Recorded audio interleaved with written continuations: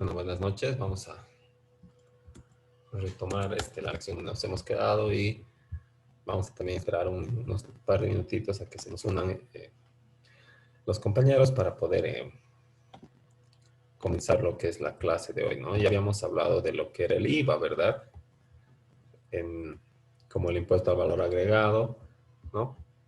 Que se cobra como un impuesto al consumo, ¿verdad? Y que es, entre otras características, el impuesto más recaudador que tiene el Estado Plurinacional de Bolivia y que además ayuda a controlar que todos compren con factura y vendan con factura gracias a la confrontación de crédito y débito fiscal que se realiza al finalizar cada periodo, o sea, cada mes, ¿no? Si yo tengo compras que tienen que ver con mi actividad económica, me van a rebajar el 13% del valor de esa compra, ¿no? Al momento de determinar el impuesto. Y cuando yo vendo, ¿verdad? Tengo que pagar el 13%. Entonces, si, eh, si se incluirían más gastos en el objeto del IVA, entonces pasaría de ser un impuesto, no, pasaría a ser un impuesto no tan recaudador y más controlador, ¿verdad? Porque la gente diría, si todo esto puedo descargar, ¿para qué voy a ir al mercado informal? ¿Para qué voy a comprar sin factura, verdad? ¿Para qué voy a ir a arriesgar mi seguridad a la cancha? Dicen algunos, ¿no? Entonces, si comprando acá con factura, con una pequeña diferencia, yo me voy a apropiar del 13% de esa compra a título de crédito fiscal. Entonces, ese es digamos, la esencia del IVA, ¿no? Ahora, habíamos visto a qué se considera venta, ¿verdad? La transferencia de derecho de dominio, después se graba los contratos de obras, importaciones definitivas, que también son compras-ventas, ¿verdad? Solamente que son compras-ventas realizadas entre un vendedor y un comprador que residen en diferentes países. Nada les prohíbe realizar esta compra, solo que para que el producto o la mercancía llegue a destino, o sea, vaya de un territorio aduanero nacional a otro, tiene que someterse a a un cumplimiento de normativa y ciertos controles y, eh, y a otros operativos que en su caso se den de la autoridad administrativa, que en este caso sería la Aduana Nacional de Bolivia, ¿verdad? Entonces, eso para las importaciones definitivas.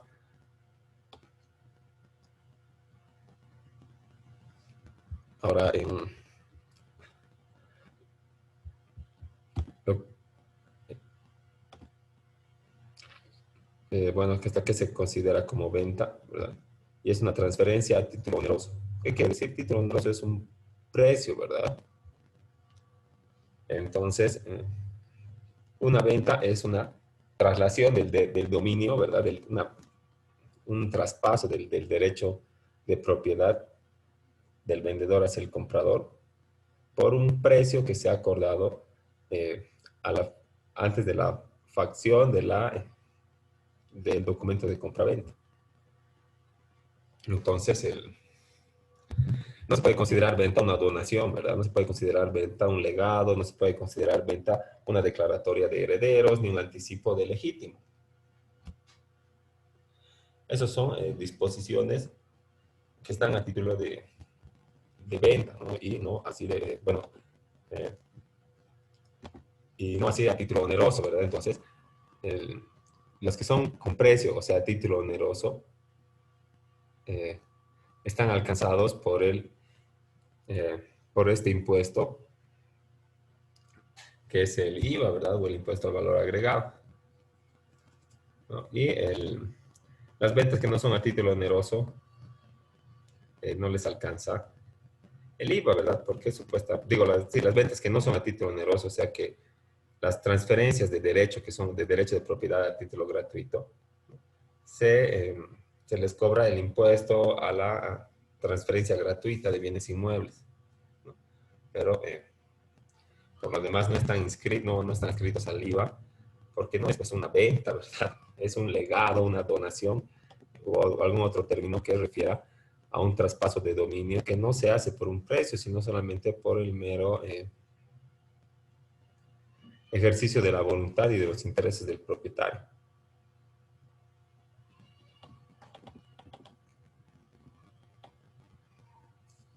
Ahora, lo principal que no paga, el Estado nunca paga impuestos, porque sería como sacarse de un bolsillo y meterlo al otro, ¿verdad? Perdería el tiempo en hurgarse su bolsillo izquierdo y meterlo la plata al bolsillo derecho. Así que, entonces, cuando veamos impuestos, sí vamos a ver que el Estado está exento de pago.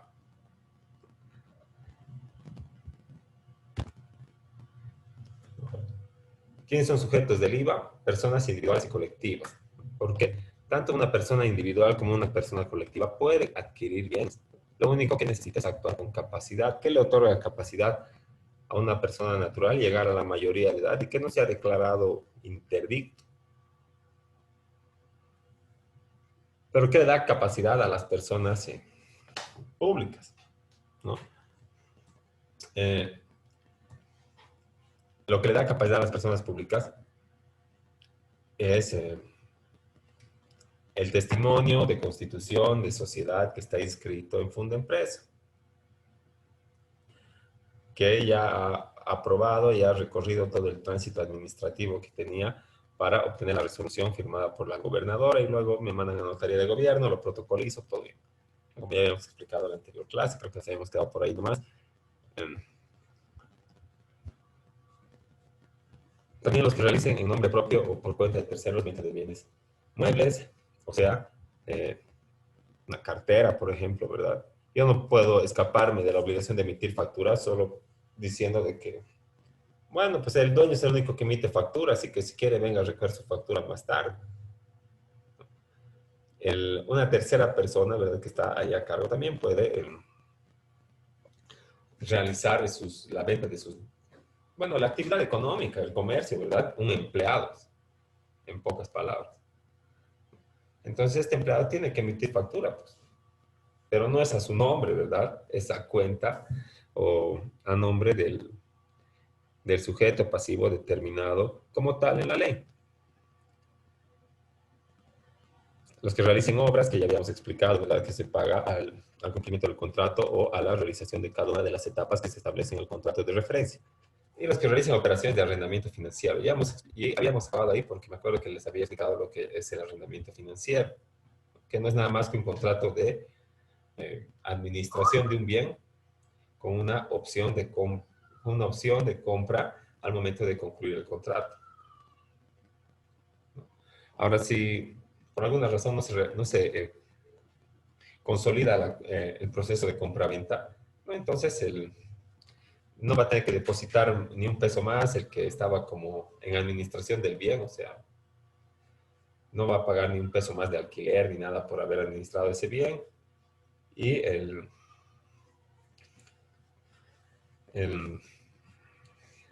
perdón, se me ha ido. El, a ver, otra prestación, cualquiera fuera su nota. Entonces, al momento de la finalización de la obra y de cada una de las etapas, ¿verdad? Y cualquiera fuera su naturaleza consignada en la factura, nota fiscal o documento equivalente.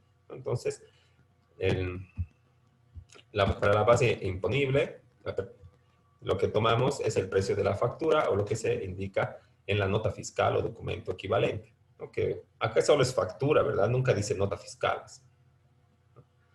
Ahora,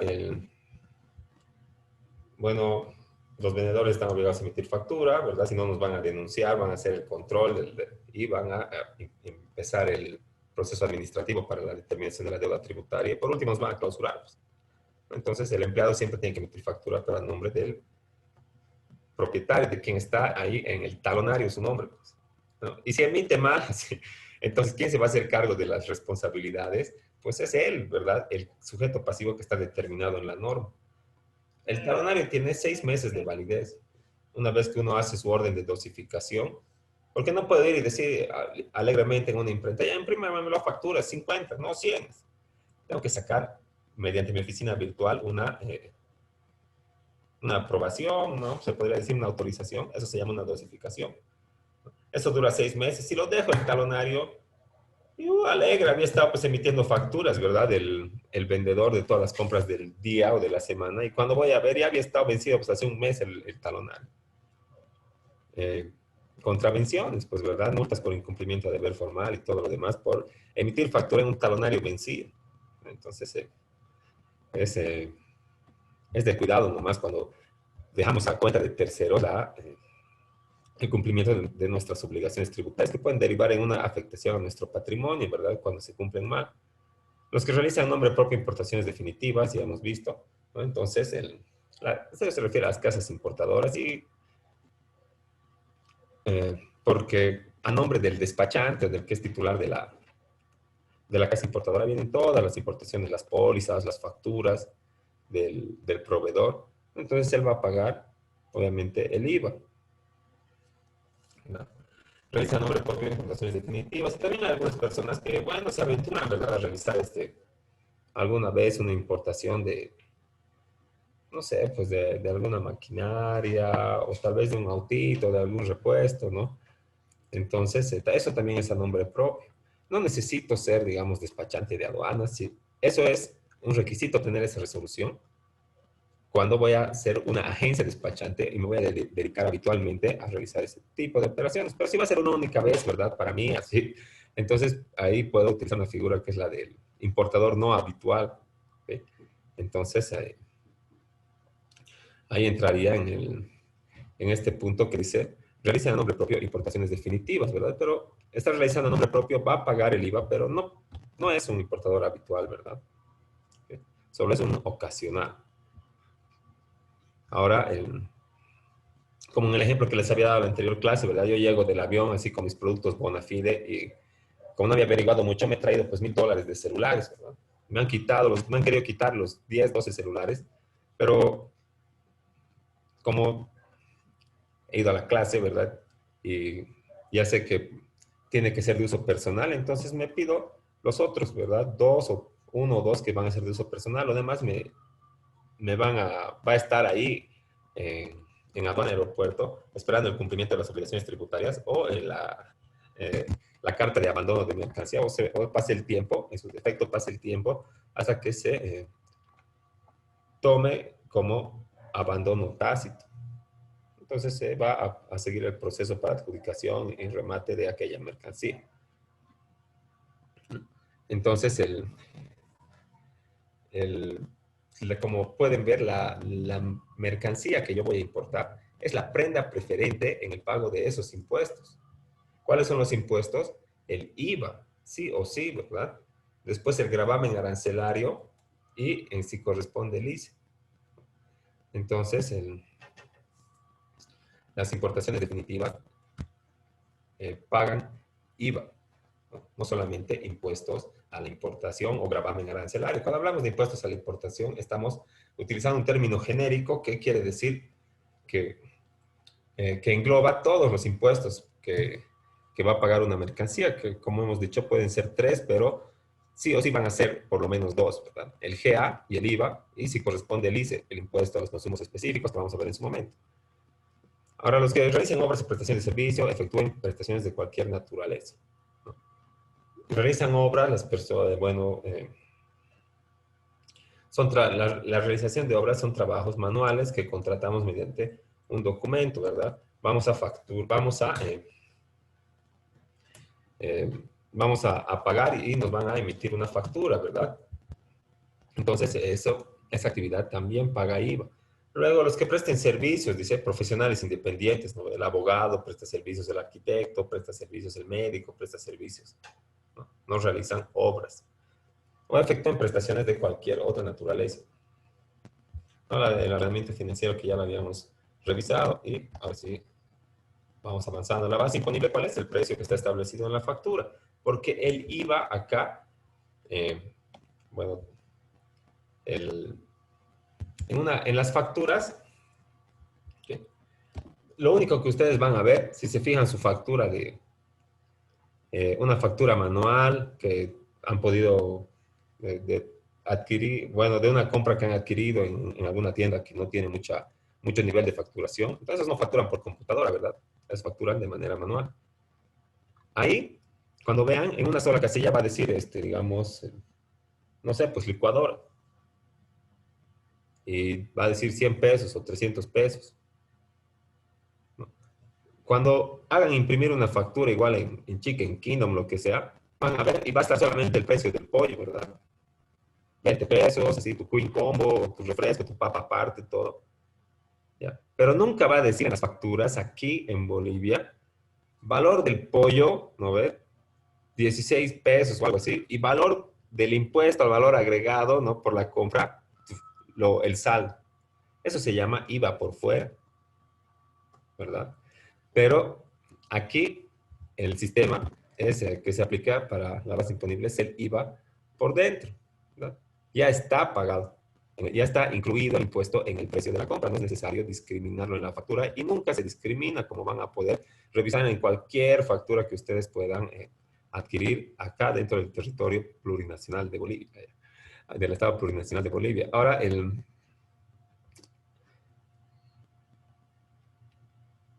dice nota fiscal o documento equivalente, pero acá todo dice factura, nada dice nota fiscal. Y facturar, ¿verdad? Realizar esa operación de vender con factura, cumpliendo mis obligaciones materiales y formales y todo lo demás, no, va a determinar al final del periodo un débito fiscal. ¿No? Porque yo me he aprovechado y bueno, no me he aprovechado, ¿verdad? Ya he ejercido mi actividad económica y gracias a Dios me ha ido bien, ¿verdad? Entonces, no me faltan clientes y facturo, ¿verdad? Entonces, por el ejercicio regular, formal de la actividad económica que yo ejerzo, tengo que pagar el 13% sobre el precio de la nota de venta, ¿verdad? Entonces parecería que ser formal es para sonsos, ¿verdad? Porque hay gente que vende las mismas cosas que otros al lado de su tienda y no venden con factura. Y ni siquiera se inscriben al régimen específico, sí, les valen totalmente las obligaciones tributarias. Ni pagan alquiler, ni pagan servicios básicos, ¿verdad? Porque solamente es algo ambulante o esto de las ventas por Facebook, por redes sociales, que es incontrolable. Pues, qué van a hacer los impuestos? Van a ir y se van a parar así y al que venda lo van a agarrar con la policía hasta que pague, se inscriba, que nada, ¿no? Pues tiene que haber una regulación ya por la evolución de la actividad económica, ¿verdad? Pero al momento, como están las leyes, es muy difícil pues, regular las ventas en línea, en Internet o en las redes sociales. Entonces, el débito fiscal, ¿verdad? ¿Qué es? El 13, lo que yo le debo al Estado por vender, ¿verdad? Por ejercer mi actividad económica. Entonces, eso es el 13%. Si vendo 100, voy a pagar 13 pesos al fisco, al Estado o a la administración tributaria, como quieran llamar. Y eso se va a calcular del precio de la factura que ya incluye, ¿verdad? Ya está ahí. El, el, el comprador ya le ha entregado el dinero a su vendedor y este está esperando que llegue el último día para ir a declarar y pagar. Como hemos visto, cuando la gente de percepción recibe, cuando la gente de retención retiene, el que ha pagado o el que ha recibido el sueldo en su caso ya no tiene ninguna obligación con la administración tributaria, sino solamente el, el vendedor o el patrón son los que se van a ver de frente a frente con el fisco en caso de no depositar el monto que corresponde por esas facturas. Pero después está el crédito fiscal, ¿verdad? Que es lo que me debe el Estado. Cuando yo compro en gastos, cuando yo realizo compras con gastos vinculados, el Estado me va a reconocer a mí el 13% del total del precio de esa factura para que se rebaje a mis impuestos, para que se me disminuya. Y eso se llama crédito fiscal, ¿verdad? Entonces, el débito fiscal, lo que yo le debo al Estado. Crédito fiscal, lo que el Estado me debe a mí por comprar con factura. Siempre y cuando sean vinculados a mi actividad económica, ¿no? Y la apropiación del crédito fiscal y la determinación del débito fiscal es pues mensual, ¿verdad? ¿A qué nos referimos cuando decimos la determinación del débito fiscal y la aplicación del crédito fiscal? Es que bueno, es de conocimiento general que el IVA se paga cada mes, ¿verdad? Luego el ITE se paga cada mes, el IVA se paga cada año, pero eso vamos a ir viendo cuando los revisemos cada uno.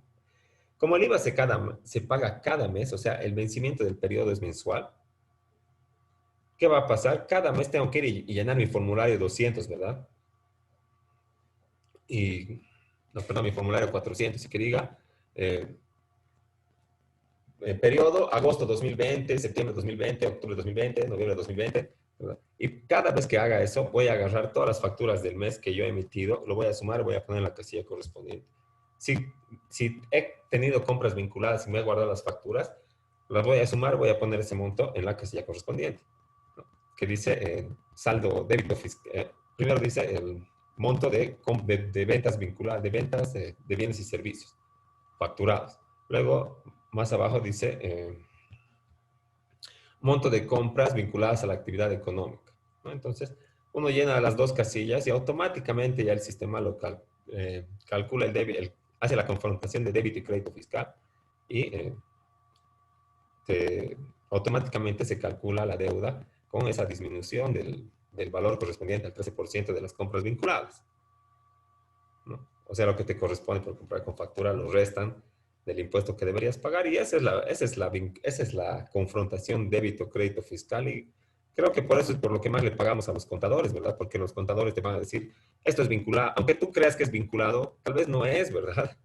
¿No? Porque como acá dice, solo darán lugar a cómputo de crédito fiscal por las compras, adquisiciones o importaciones definitivas, contratos de obras o insumos de cualquier naturaleza en la medida en que se vincule con las operaciones grabadas, es decir, aquellas destinadas por la actividad por la que el sujeto resulta responsable del gravamen, ¿no? Ahora pregunten, pues, si cuando tú abres tu NIT como abogado te dice una lista de cosas que son vinculadas y cuando eres arquitecto te dan otra y cuando eres comerciante te dan otra, no, ¿verdad? ¿Y acaso tienes obligación de ir a declarar en impuestos? Tampoco, lo haces mediante tu oficina virtual. Entonces, ¿qué va a pasar? Te vas a equivocar. O tal vez no es que te equivoques, pero otro criterio tiene el funcionario, pues, de fiscalización. Tú dices, ah, sí, esto es vinculado, esto es vinculado, esto es vinculado, esto es vinculado, ¿verdad? Y hacen la suma, la resta, ¿verdad? Y luego viene la fiscalización de aquí en los años y dice, la factura número tantos, de fecha tantos, así con el código, ¿no?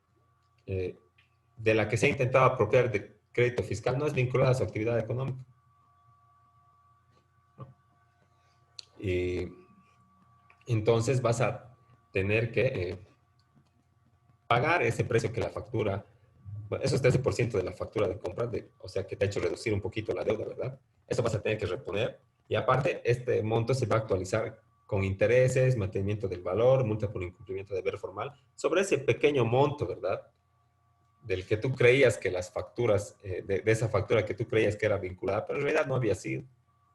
Entonces, eh, para eso le contratas al contador, pues. Pero no es seguro tampoco, porque el contador puede igual tener un criterio y el funcionario puede ser mucho más estricto, ¿no? Así con esa clase de cosas. Entonces, esto de la vinculación es otra obligación que queda pues sobre los hombros, ¿no? Del contribuyente, porque vos vas a ir a tu oficina, cuando te llegue tu fecha límite de pago, vas a entrar a tu oficina virtual y lo vas a hacer, ¿verdad? Y de acuerdo a tu criterio. Y luego van a decirte que tu criterio no había estado bien. Pero ¿por qué no te dicen qué cosas son vinculadas primero? Bueno, habrá que hacer una consulta tributaria o algo así, pero no está bien cargarle las obligaciones el- al contribuyente, menos si estas tienen un carácter técnico, ¿verdad? Porque si eso de decir es vinculado o no es vinculado, ya es un estudio técnico que hacen los funcionarios de fiscalización, pues de impuestos nacionales. ¿Y el contribuyente qué obligación tiene, pues, de ser experto en tributos o tener, o ser contador o algo? Nada, ¿verdad? A todos nos lanzan así a la piscina de las obligaciones, te dan tu NIT y todo y te dicen, ya, esto tienes que declarar anual, esto tienes que declarar mensual, y en caso de que pagues RC IVA, te tienes que declarar pues, trimestral. Y anda, ve vos qué tal, ¿no ve? O sea, anda a contratar contador. Pero no es necesario contratar contador, así, no es una obligación legal, ¿no? Solamente que la gente lo hace para evitar estos errores, pues, en las declaraciones, en el cumplimiento de plazos, ¿no? En, digamos, en no hacer la debida apropiación del crédito fiscal que te corresponde. Entonces, para eso contratamos, pues, contadores. Pero cuando te fiscalicen y te hagan una resolución determinativa o sancionatoria, ahí no vas a tener que buscar un contador porque ¿cómo va a contestar el memorial del contador? Tienes que ir a buscar un abogado de tributario o cuando menos tienes que trabajar con con un equipo multidisciplinario, ¿no? Tienes que tener un contador y un abogado de confianza. Ahora, las exenciones, ¿verdad? Eh, son actividades que recaen en el hecho generador, pero que no generan obligaciones tributarias, ¿no? Por ciertas condiciones que establece una norma del mismo rango que la que crea el impuesto. Aquí sería la ley 843, ¿verdad? Pero no deja de ser una norma jurídica nada más, ¿verdad? Que ha sido emitida por la Asamblea Legislativa Plurinacional. Entonces, una ley del mismo rango puede modificar el sistema tributario, el código tributario y todas las otras leyes que afectan la tramitación de los procesos en las diferentes materias del derecho. Así que el, estos, eh, obviamente mediante un estudio, así que harán los legisladores, y con alguna justificación, establecen excepciones, digamos, para el cuerpo diplomático, ¿verdad? Para el régimen de bona fide, ¿no? O del viajero, que es eso de los $1000 que les había contado. Eh, ahora, vamos a ir viendo el impuesto a las transacciones, ¿no? Que es un impuesto que se paga por la realización de toda transacción económica en el territorio nacional como comercio, industria, profesión u oficio. Este impuesto se paga a través de un formulario, o sea, el 200, el IVA creo que se paga en el 400, o está al revés, pero este impuesto complementa al IVA, ¿no? Porque el IVA también se paga sobre todo lo facturado, o sea, todo lo vendido. Entonces, cuando yo vaya a declarar el IVA, también voy a declarar el ITE sobre la misma cantidad. Si he facturado 1000 bolivianos, voy a poner en el IVA 1000 bolivianos, ¿no? Voy a pagar el 13%. Y luego voy a ir a mi formulario del impuesto a las transacciones y no voy a haber restado ese 13% que haya pagado del IVA. Todos los 1000 bolivianos le voy a meter y me van a cobrar el 13%. Y esos dos impuestos voy a ir a pagar así como parejitas, ¿no? Y el vencimiento y el periodo es el mismo, mensual y hasta 13 días después del número en que termine tu NIT. Entonces, graba el comercio, la industria, la profesión o el oficio, siempre y cuando estén inscritos en el régimen general. Como habíamos dicho, también tiene que presentarse de manera mensual, tiene el mismo periodo que el IVA, ¿no? Hay diferentes vencimientos en impuestos. Por ejemplo, el IVA y el IT se pagan de manera mensual, el IVE se paga de manera anual, el ERES-IVA se paga de manera trimestral, ¿verdad? Ahora, el impuesto municipal a la transferencia se paga en un plazo máximo de 10 días hábiles a contar de la fecha de la suscripción o firma de la minuta. Entonces, hay diferentes cómputos, ¿no? Para los periodos y hay que saberlos, pues. Porque si voy a ir a declarar, por ejemplo, el RC-IVA de manera mensual, me voy a llenar solamente voy a, lo único que voy a hacer va a ser afectar mi propio patrimonio, porque voy a pagar algo indebido, o en su caso me voy a dar cuenta que no tenía razón de hacer esa declaración y no la voy a pagar, pero como ya la he hecho, está ahí en el sistema, ¿no? Como deuda tributaria, hasta que yo haga algún proceso diciendo de que ese ha sido un pago en exceso o indebido y que por lo tanto en una resolución de la administración tributaria se me anule aquella deuda que ha sido mal calculada. Ahora el ITE, ¿no? Se graba, o perdón, se paga sobre el total del ingreso bruto de vengado, como les he dicho. Y eso está un poquito mal, ¿verdad? Porque fíjense, si vendo 100 y he pagado 13 de impuestos, ¿cuánto me queda a mí? 87, ¿verdad? Y si tengo 87 después de pagar el IVA, para pagar el ITE voy a volver a poner 100. Si 13 de esos 100 ya se han ido a la administración tributaria. Pero bueno, así está la ley, ¿verdad?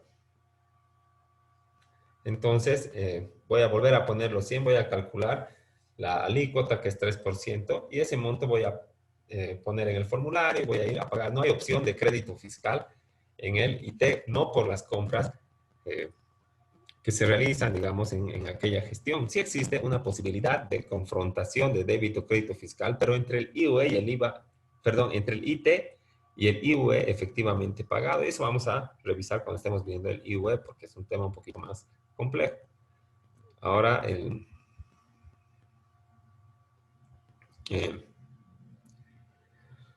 el objeto, como pueden ver, es muy similar al del IVA, comercio, industria, profesión, oficio, pero aquí vienen otras cositas. Alquiler de bienes y servicios, transferencia a título gratuito de bienes muebles, inmuebles y derechos. Eso no grava el IVA, ¿verdad? Entonces, este IT alcanza hasta algunas transferencias que no están alcanzadas por el IVA, ¿no? Como los bienes muebles sujetos a registro, los inmuebles y también eh, la transferencia a título gratuito de este tipo de bienes, ¿no?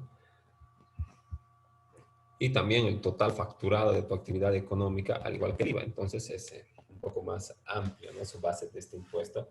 Y la alícuota que se cobra o que se tiene que pagar por por el IT es el 3% del monto de la transacción.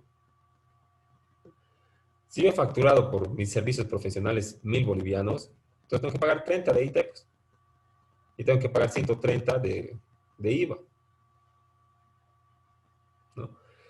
Ahora, cuando estamos hablando del impuesto municipal a las transferencias, bueno, el IT se paga a favor del Estado central, pero el, el impuesto municipal de las transferencias es la misma alícuota, solo que el sujeto activo ya no es el Estado central, sino es el gobierno autónomo municipal, que es el que cobra, ¿verdad? Entonces vamos a ir viendo un poquito esto, ¿verdad? El, aquí había, acá está, ¿no? Entonces, el IT, ¿verdad? Cuando ha venido el régimen autonómico, el IT que era de gobierno del Estado central o de dominio del gobierno del dominio del Estado central, ¿verdad? Cobraba a los contribuyentes y estos pagaban y no aportaban a su municipio, ¿verdad? Aportaban al Estado central y este presupuestaba y otorgaba el, recursos a los diferentes niveles de gobierno. Pero como ha venido la autonomía, ¿verdad? Y podemos generar nuestros propios recursos y todo, entonces el Estado central que ya cobraba el IT ha renunciado a esto y se lo ha cedido a los gobiernos municipales. Y es así que el,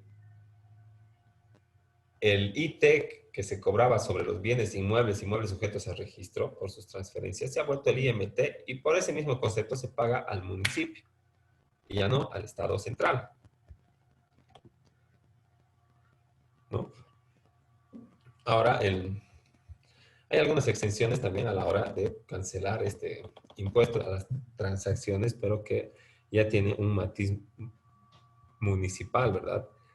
Ya no nacional, mucho más reducido en su aplicación, ¿verdad? En su ámbito territorial, pero también los beneficios van directamente al municipio y no estás esperando que te otorgue recursos al Estado central para cumplir tus fines.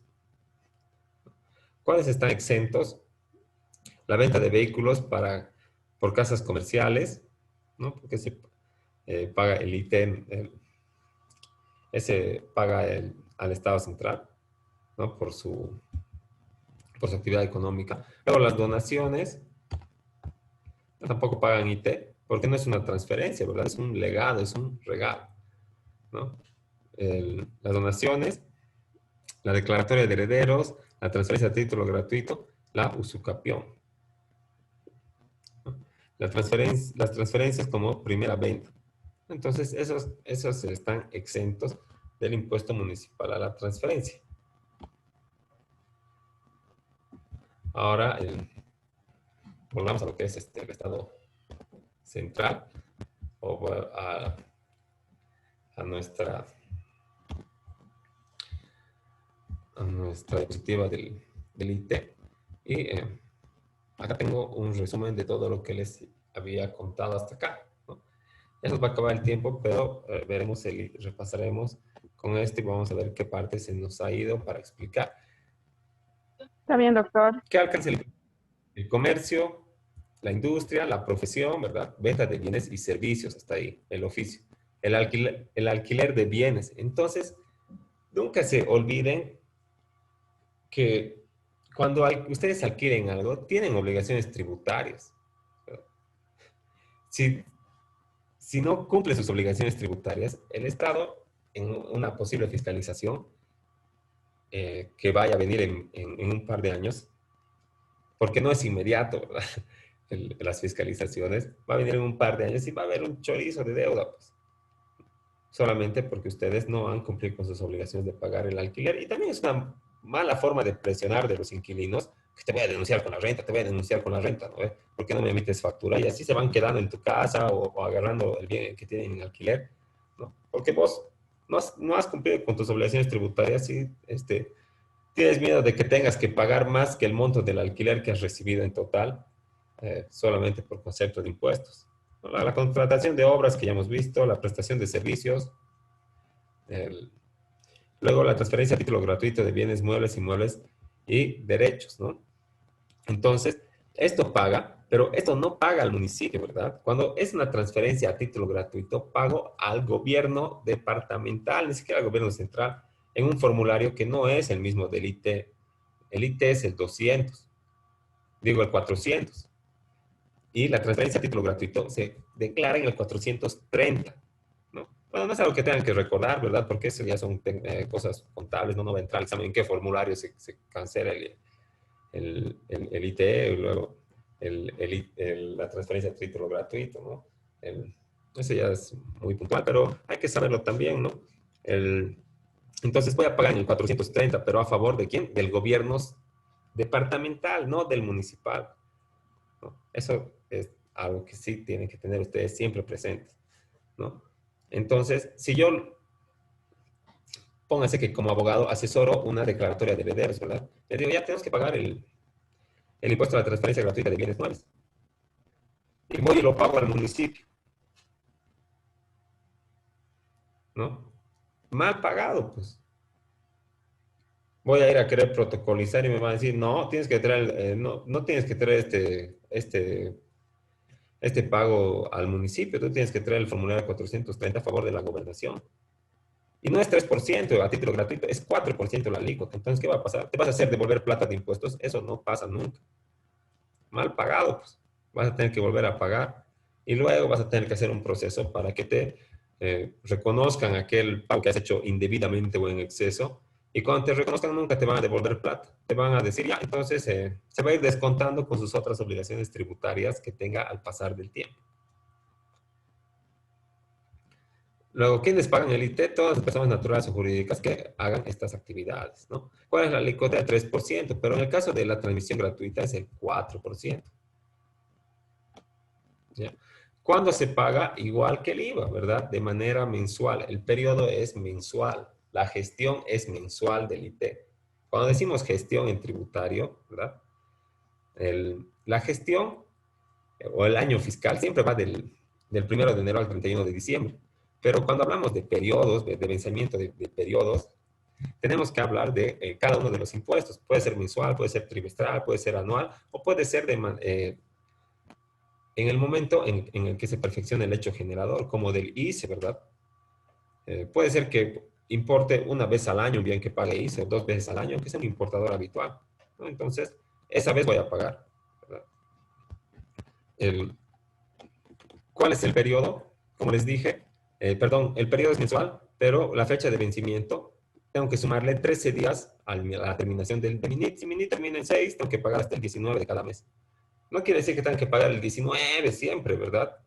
Puedo pagar entre el 1 y el 19 de cada mes, pero del mes vencido, ¿verdad? En febrero se paga enero, en marzo se paga febrero, ¿verdad? En abril se paga marzo.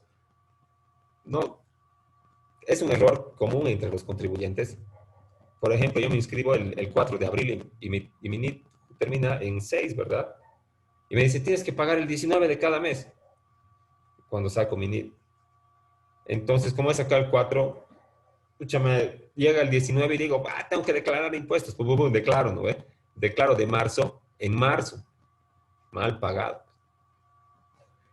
¿no? Entonces, esa es la importancia de la terminación del número del NID y de la cuenta, ¿no? Para que no estemos pagando cosas indebidas o en exceso, ¿no? Entonces, tengan siempre presente que el pago hay que realizarlo a mes vencido cuando estamos hablando del IVA y del IT, ¿no? Quienes pagan trabajo personal, quienes no pagan, ¿verdad? Trabajan en relación de dependencia, o sea, los empleados, ¿no? Los empleados no pagan IT, los empleados hacen sus aportaciones sociales, patronales, y en su caso pagan el RC-IVA para los que ganen más de 4 sueldos mínimos. Los que desempeñan cargos públicos, obviamente los funcionarios siempre se salvan, siempre están exentos de impuestos. La exportación de bienes, ¿no? Porque bueno, si bien es una venta, no podemos pues afectar a la industria nacional con un doble impuesto o con un impuesto que también se la van a cobrar al importar. Estaríamos matando a la industria nacional. Que le cobremos para salir y que le cobren para entrar. Entonces la exportación no paga, pero sí cumple deberes, ¿no? Ahora, los intereses de depósito en caja de ahorro, plazo fijo y cuenta corriente. Ahí, ahí afecta no el IT, sino el ITF, ¿no? La compraventa de valores, que pueden ser títulos como pagaré, cheques, acciones, ¿verdad? Títulos, valores, o certificados de aportación, cuotas de capital en las SRLs, ¿no?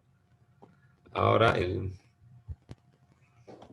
esa es la confrontación de débito, crédito fiscal entre IT y el IUE, pero eso vamos a ver después de ver el IUE. Entonces, no sé si tienen alguna pregunta del IT o de lo que hemos avanzado hasta aquí.